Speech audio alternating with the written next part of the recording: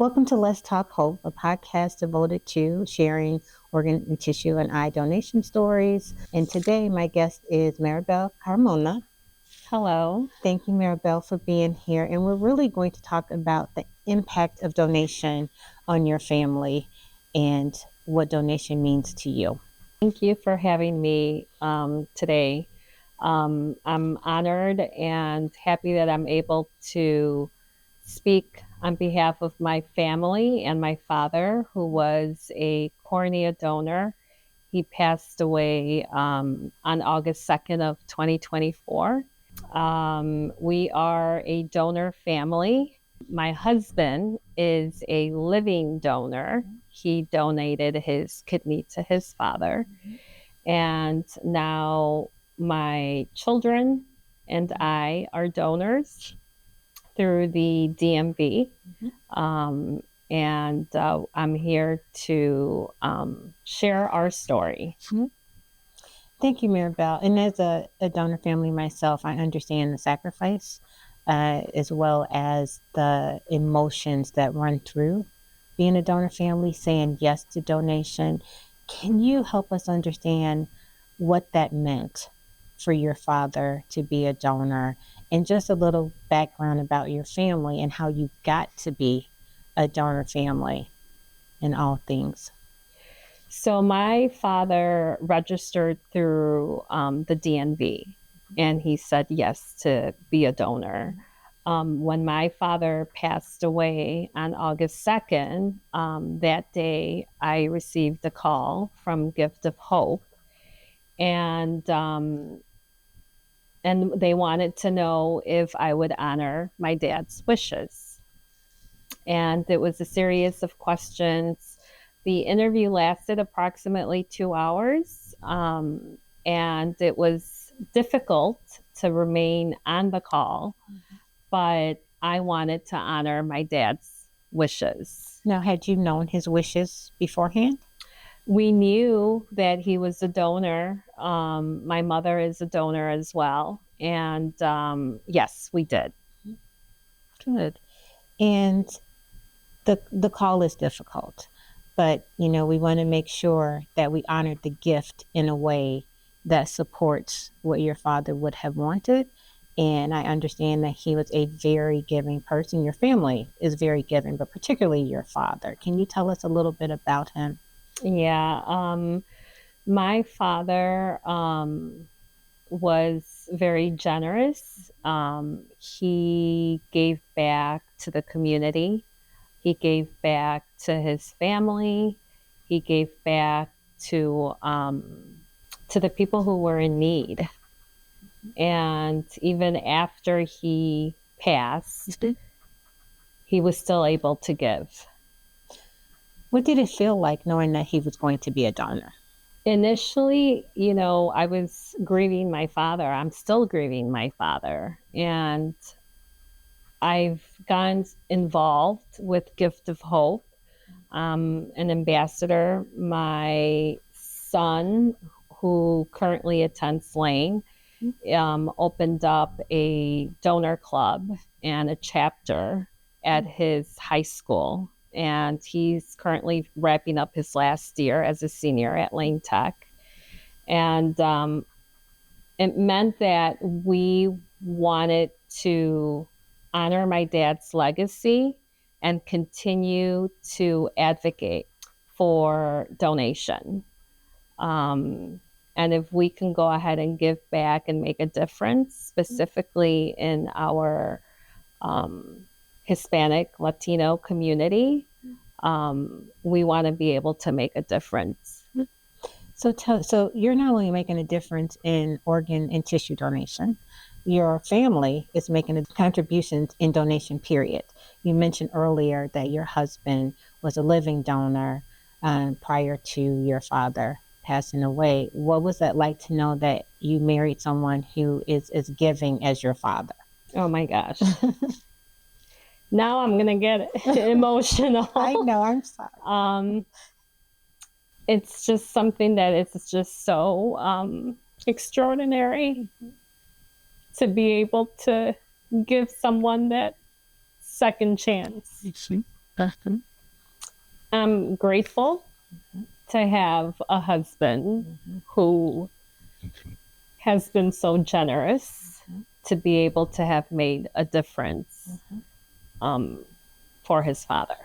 And what does it mean to have your husband's support as you've gone through this process of honoring your father's legacy to be a organ, eye, and tissue donor? It means the world to me. I don't think that without his support, I wouldn't have been able to do what I was able to do for my dad in his final moments and post departure from leaving us. He's been my rock. Good. And you also mentioned your son, so that he started a chapter for SODA, which is Students for Organ Donation.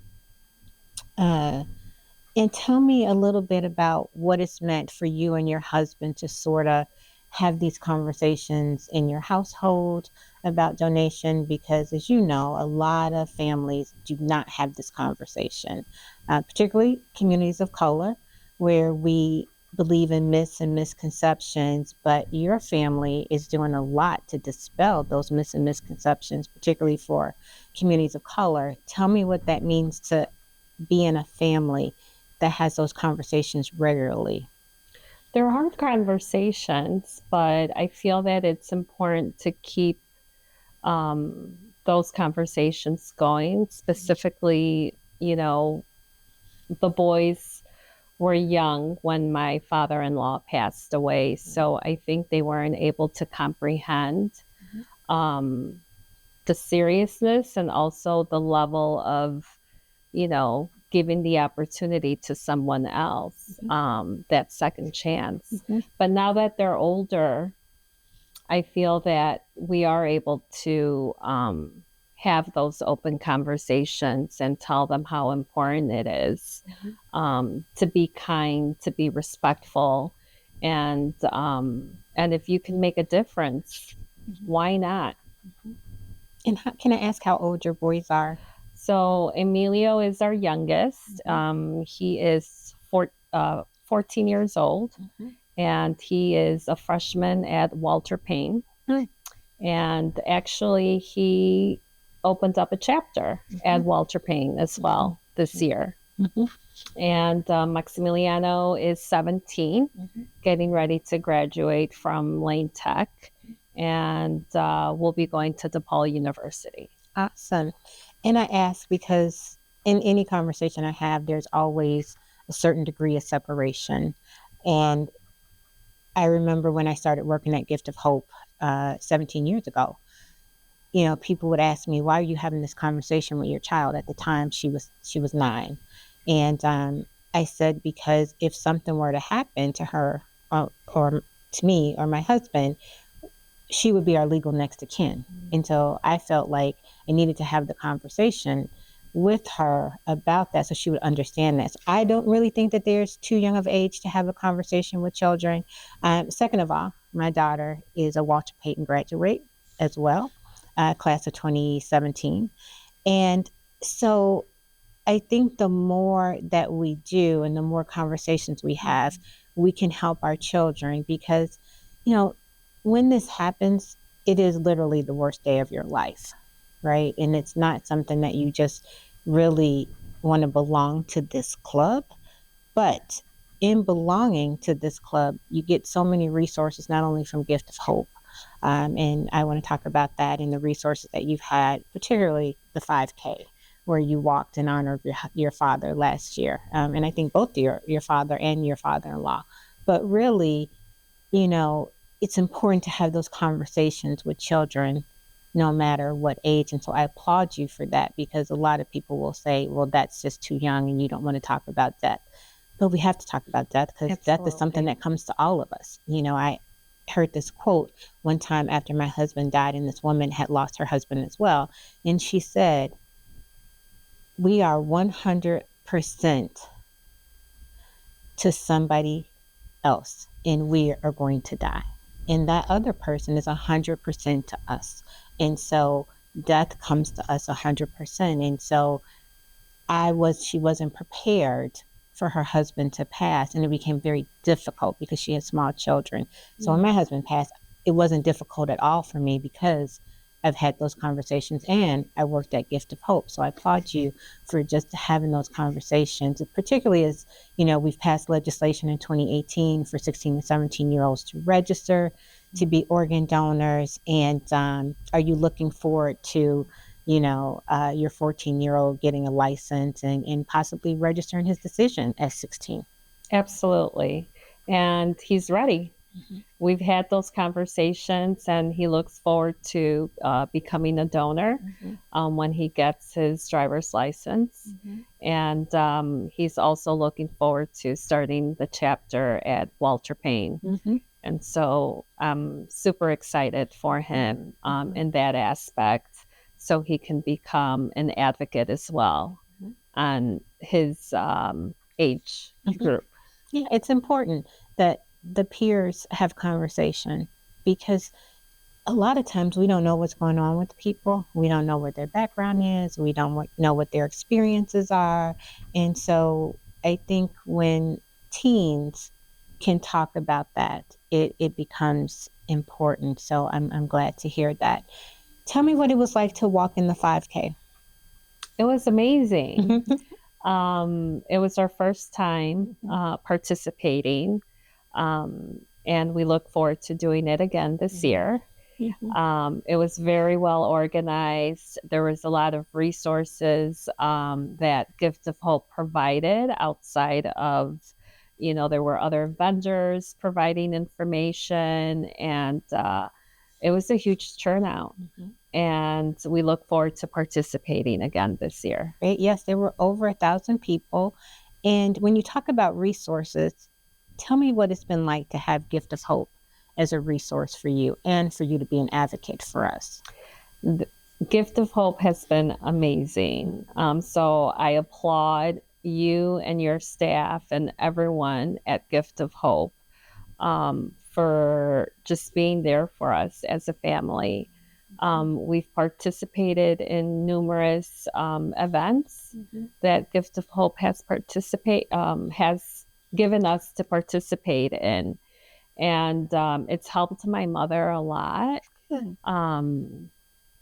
She participated in an event with my sister last year where they were able to make wreaths for Christmas, and that just meant so much to her, to be able to get together with other people within the donor community, that she was able to hear stories and that she's not alone, and that she has resources. When she's feeling sad, she can attend events and she can talk to people that she can also relate to. And what has donation meant for your entire family? Hope for another family, that we can go ahead and give somebody else the opportunity when we're no longer here, that we said yes to donation. And what would you say to people who are hesitant to have discussions or conversations about organ and tissue donation? To have an open mind and to educate yourself, do research, talk to other people, talk with representatives, whether it's from Gift of Hope or other family members who are donors, and, just have an open heart and an open mind. Yeah, I think that's important. What would you say to people in your community who still believe myths and misconceptions, who still have, concerns about what it would be like to be a donor? In our communities, particularly communities of color, I think I mentioned earlier, a lot of myths and misconceptions is that medical professionals will not do enough to save our lives, right? If they know we're a donor. They say that if we're in an accident, they will let us expire to be able to be a donor for someone else. Or for religious purposes, if, I'm a donor, I won't be able to have a homegoing service and things of that nature. How do you help people understand how to get the right information? Talking to other people, reaching out to people who have been in, like for us, we're happy to talk to other people and share our story. And I feel that it's important that I'm here today because I want to bring that awareness to other people, that it's important that you can make a difference. My husband made a difference, my father made a difference, and I'm here making a difference as well. Um, and just talk to other people, other people can speak on their experiences. And I feel that there's a lot of resources out there, and Gift of Hope is one of them. And I know we've talked about your father just a little bit, but I really want to, sort of talk about maybe the events that led to him being a donor, because as you mentioned, when you share stories and people understand what happens, how did your father become a donor? My father had many illnesses. He died from, heart failure. Okay. And he was diabetic, and he had kidney failure. And then shortly after he had passed away, I received that call from Gift of Hope. Mm-hmm.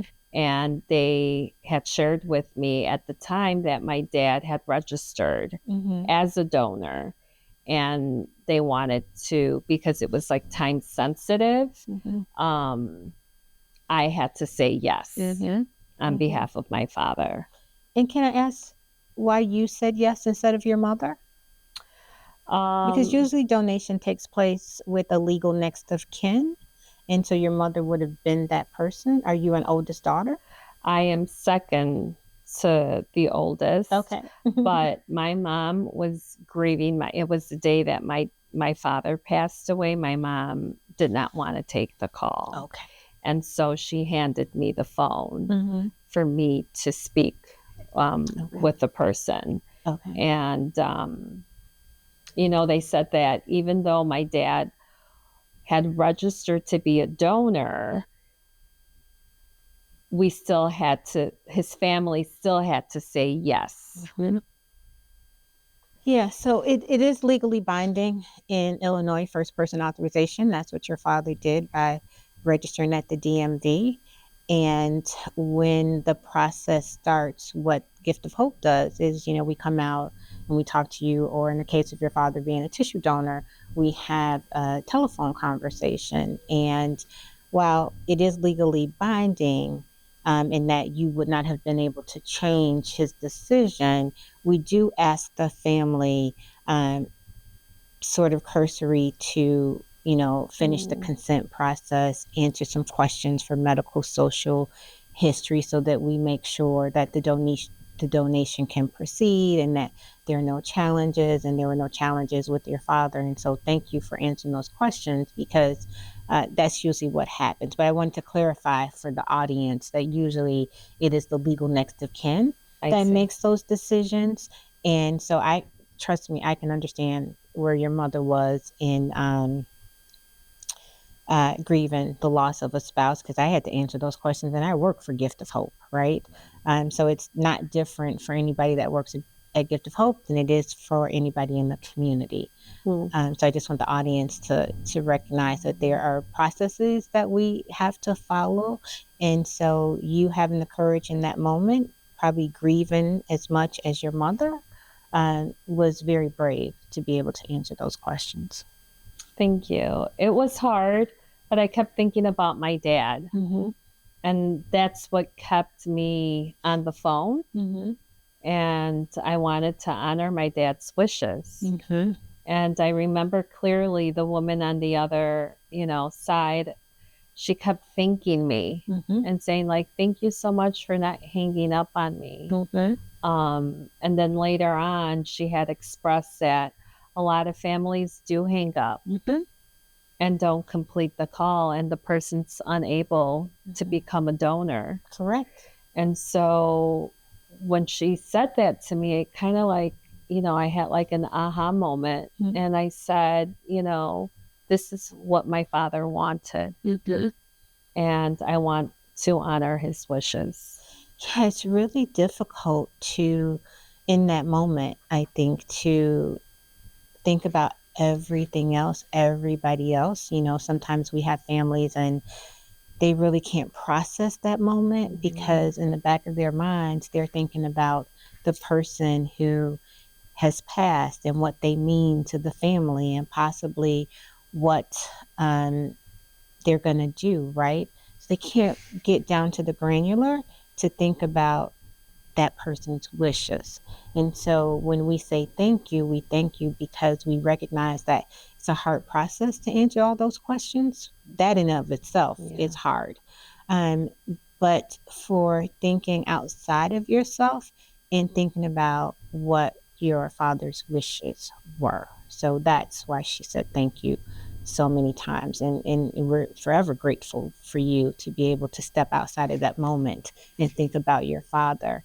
It's just not an easy process in any way, shape, or form. And people ask me all the time, well, do donor families benefit from organ donation?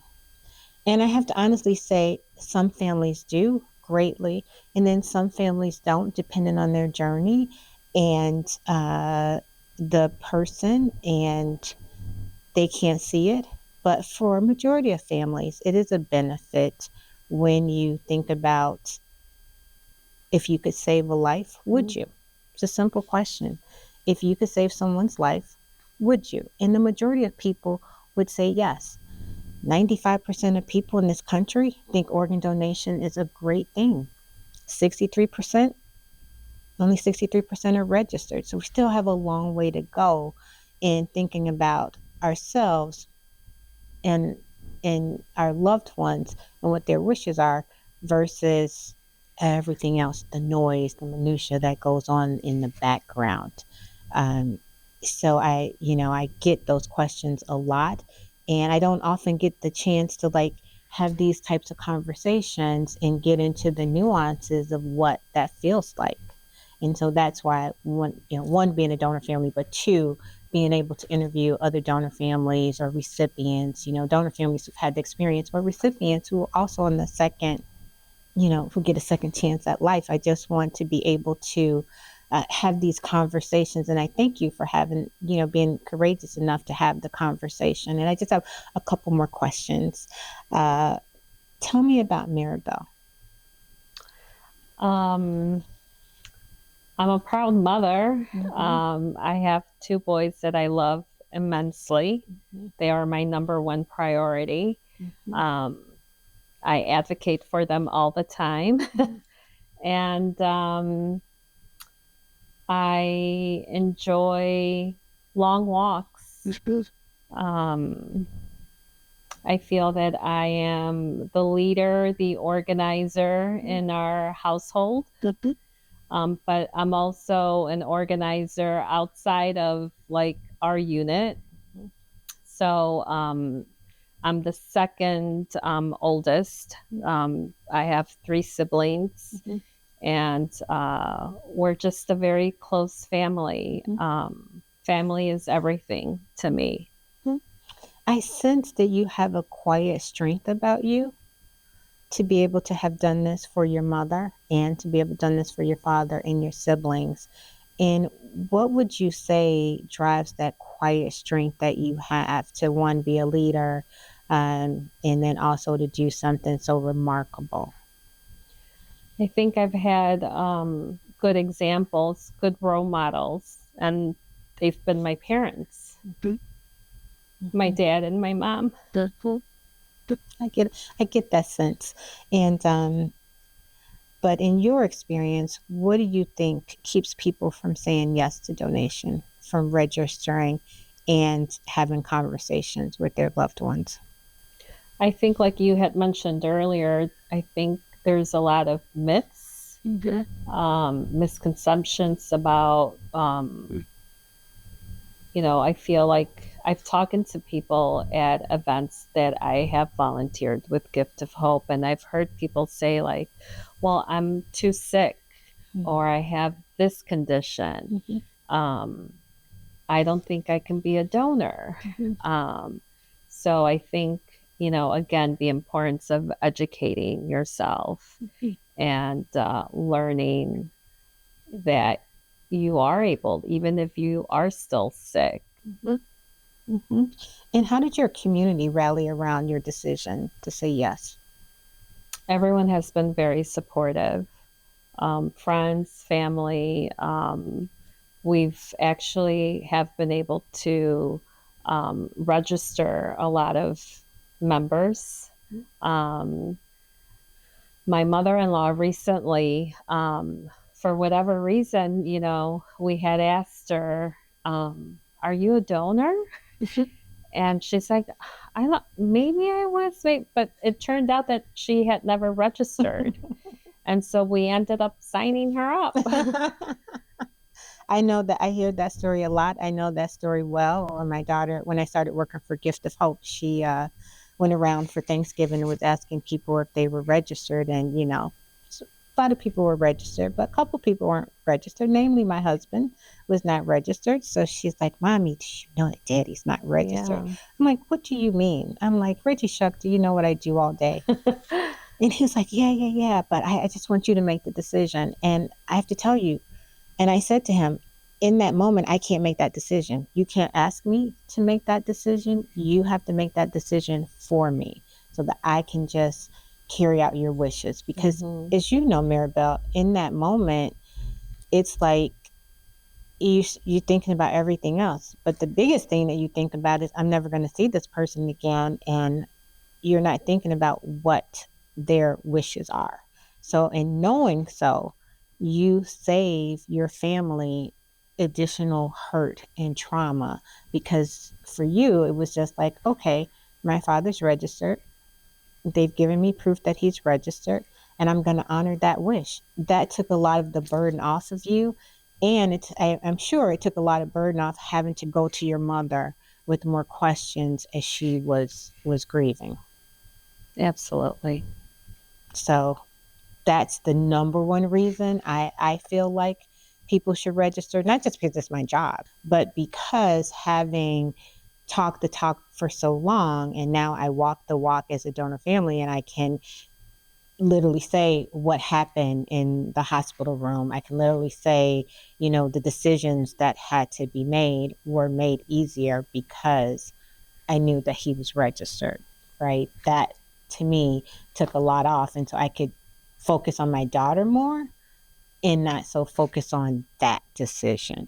And that she was on board with that decision because she knew at 10 that he had registered to be a donor because she made him register. So that was pretty hilarious. But yeah, a lot of people think that their loved ones should be equipped to make that decision. And I can tell you, you are not equipped, whether um, they're registered or not. You just want to make it seamless and just say, okay, what's the next step in this process instead of vacillating 4, 5, 10, 12, 16 hours about what somebody should do. And that's the hard part when somebody is not registered, right? Now you've got to have enough information and now you've got to think about, well, what would they want? But then you might have a situation where you have multiple family members saying yes and multiple saying no, and you've got to reconcile that. And how do you do that? You do that by being registered, so you can take the guessing game out of everything. What are your thoughts on that? Yeah, I couldn't agree with you, more on that. Um, for us, it was easy, Mm-hmm. right? Like you said, my dad had said yes. Um, I was able to honor those wishes for him. And now I want to be able to bring that awareness to our community or to whoever really Mm-hmm. that is willing to make that life changing um, decision Mm-hmm. by saying yes. And as an advocate, what does it mean for you to just advocate so completely with the gift of hope? It means that, I can make a difference. Mm-hmm. It means that I can hopefully, if someone hasn't registered yet, that I can go ahead and, you know, hopefully be able to have that person change their minds for the better, um, to be able to make a difference in somebody else's life. And, we're not eternal, Mm-hmm. and we can make a difference, a huge one, by saying yes. Maribel, it has been such a pleasure to have you here today to hear your story, to hear about your father, to hear about your sons. And so I'm so excited to have you here today. And I want to thank you for your courage. It's not easy, but I want to thank you for your family and for you championing organ and tissue and eye donation, and for just having two young men who are going to be future leaders and who are going to support organ and tissue donation, and then to your husband who led the charge, being a living donor. Your family is extraordinary in the way in which they champion organ and tissue and eye donation. So I just want to thank you for being my guest today. Thank you so much.